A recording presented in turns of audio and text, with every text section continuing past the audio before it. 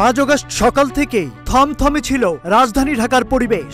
সকাল 10:30টায় শিক্ষার্থীরা শহীদ মিনারে জড়ো হওয়া শুরু করলে আবারও অ্যাকশনে নামে পুলিশ। ছোড়া হয় টিয়ার শেল, গুলি ও সাউন্ড গ্রেনেড।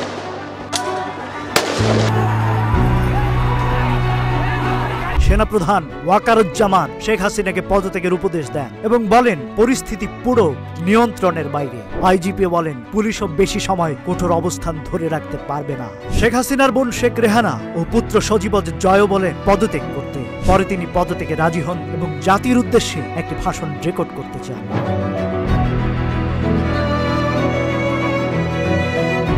পুলিশ ও ব্যারিকেড ভেঙে শাহবাগে তৈরি হয় এক জনসমুদ্র এবং সেই জনসমুদ্র যাত্রা শুরু করে গণভবনের দিকে। পরিস্থিতি দূরত্ব বিবেচনা করে সেনাপ্রধান শেখ হাসিনাকে 45 মিনিটের সময় বেঁধে দেন। তার ভাষণ রেকর্ডের প্রক্রিয়া বাতিল করা হয়। গণভবন থেকে বিমান বাহিনীর একটি হেলিকপ্টারে শেখ হাসিনা চলে আসেন তেজগাঁও পুরনো বিমানবন্দরে। সেখান থেকে তিনি বঙ্গভবনে এসে রাষ্ট্রপতির কাছে পদত্যাগপত্র জমা দেন। আবারও ফিরে আসেন পুরাতন বিমানবন্দরে।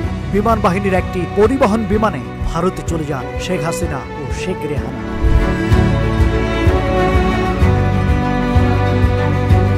বাদ ভাঙ্গা উল্লাসে ঢাকার প্রতিটি রাস্তায় নামে আনন্দ মিছিল। লোকে লোকারণ্য হয়ে যায় সারা দেশের সব রাজপথ। বিজয় উল্লাসের ধ্বনিতে কম্পিত হয় পুরো দেশ। জনতা গণভবনের দখল নেয়, নিয়ে যায় বিভিন্ন জিনিসপত্র। থানায় থানায় মামলা হয়। আক্রান্ত হয় বঙ্গবন্ধু ভবন, আওয়ামী লীগ কার্যালয় ও বহু নেতার বাড়ি। কোন সরকার যখন ছাত্রদের বুকে গুলি চালায় তখনই তার পতনের দিন গণনা শুরু হয়। জেনারেশন জেড বা জেনজি দেখিয়ে দিয়েছে কিভাবে অধিকার কেড়ে নিতে হয়। এখন দায়িত্ব সজাগ থেকে পবিত্র মাতৃভূমি রক্ষা করা। Rajib Raihan, news flash 71।